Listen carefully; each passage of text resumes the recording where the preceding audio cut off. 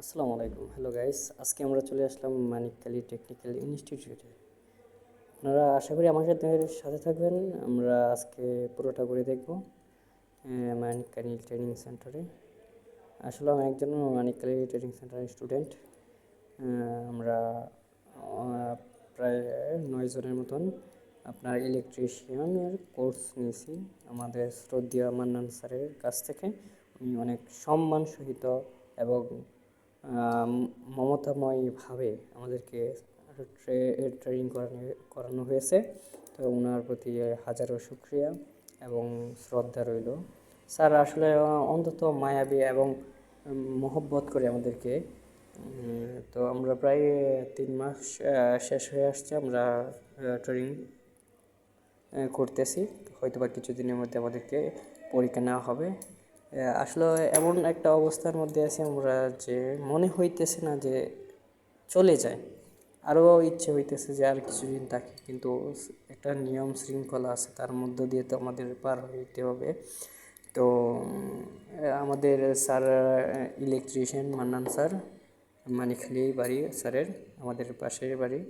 তো মান্নান স্যারের আপনারা যারা আসেন দেখতে পারবেন আসলে স্যারের মানুষ হিসেবে অনেক অনেক ভালো স্যার। তো একটা কথা দুঃখের বিষয় হচ্ছে অনেক কিছুই আমরা পাইছি, আর বিশেষ করে স্যারের কথা না বললেই নয়, স্যারকে পেয়ে আমরা অনেক গর্ববোধ করি। কিন্তু কিছু কিছু জিনিস নতুন আসছে, তো এগুলো মানে বলার বাইরে।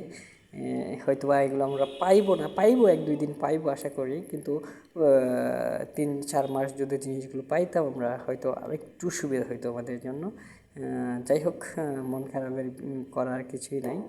তো প্রজেক্টর আসছে, এলইডি আসছে আসছে অনেক মেশিন, অনেক টুলস যন্ত্রপাতি, এই দেখতেছেন বোর্ড আসছে, মানে পার্সোনাল করে একজনের জন্য একটা করে বোর্ড, এই যে এই বোর্ডের মধ্যে কাজ করা হয়।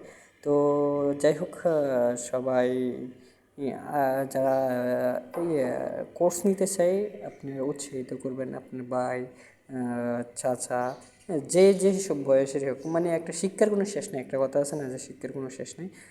তাদেরকে উৎসাহিত করবেন। আসলে আমরা দেশের উন্নয়নের করতে, জনগণ নিজের উন্নয়ন করতে, হ্যাঁ, নিজের একটা ভালো পজিশনে যেতে হলে কর্মশীল হতে হবে। তাহলে যে আমরা বিদেশ যাই, বিদেশে দক্ষ না হয়ে যাওয়াটাই খুব বোকামির কাজ। আসলে আমি বিশেষ করে দেখছি, আমি ট্রেনিং করতে যে বেশিরভাগই বাহিরে থেকে আসছে, আমাদের মানিকখালীর আশেপাশে মানুষগুলো নাই। তারা বোঝে না, আসলে একটা আছে না, বাড়ির গরু বাড়ির ঘাস খায় না, এটা হলো দুঃখের বিষয়। সো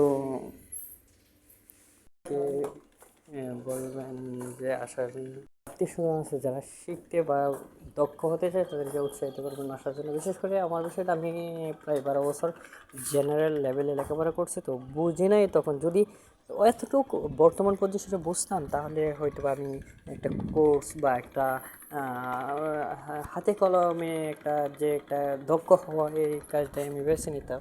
যাই হোক, এখন নিজের উপর নিজেই অনুতপ্ত ফিল করতেছি। কিছু করার নাই, আমাদের জন্য দোয়া করবেন। আমরা যেন বিদেশে, অবশ্যই আমার কিছুদিনের ভিতরে ফ্লাইট হবে, ইলেকট্রিশিয়ান হিসাবে ইন্টারভিউ দিয়েছিলাম, তো আলহামদুলিল্লাহ সিলেক্ট হয়েছে। তো এলএনটি একটা কোম্পানি, দোয়া করবেন যে ওই দেশে গিয়ে ভালো কিছু করতে পারি। আর সবার জন্য আমি মঙ্গল কামনা করি, সবাই যেন ভালো থাকে, সুস্থ থাকে, সবাই যেন দক্ষ হয়ে দেশের উন্নয়ন করতে পারে, জনগণের উন্নয়ন করতে পারে, হ্যাঁ, যারা হত দরিদ্র আছে তাদের পাশে থাকতে পারে। আসলে এটাই গর্ব যে একজন মানুষের পাশে থাকতে পারলে।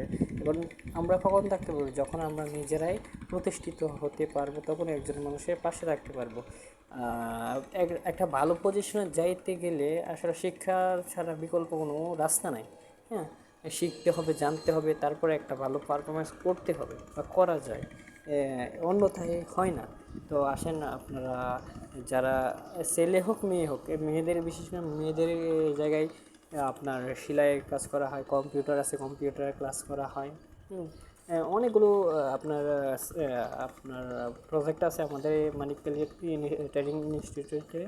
আপনার মেকানিক্যাল আছে, ইলেকট্রিশিয়ান আছে, প্লাম্বিং আছে, কম্পিউটার আছে, সেলাই মেশিন আছে, হ্যাঁ, অনেকগুলো আছে, ড্রাইভিং আছে, আপনারা যে যেটা ইচ্ছুক আসতে পারেন, এসে কোর্স করতে পারেন। হ্যাঁ, এসে আপনারা দেখে যান, অন্তত একবার দেখে যান কী অবস্থা, কী সুযোগ সুবিধা। হ্যাঁ, আস্তে আস্তে দেখবেন আপনারও চিন্তাভাবনা চেঞ্জ হবে যে আমিও কোর্সটা নেই বা কাজ শিখি, আমিও দক্ষ হয়ে বাইরে যাই।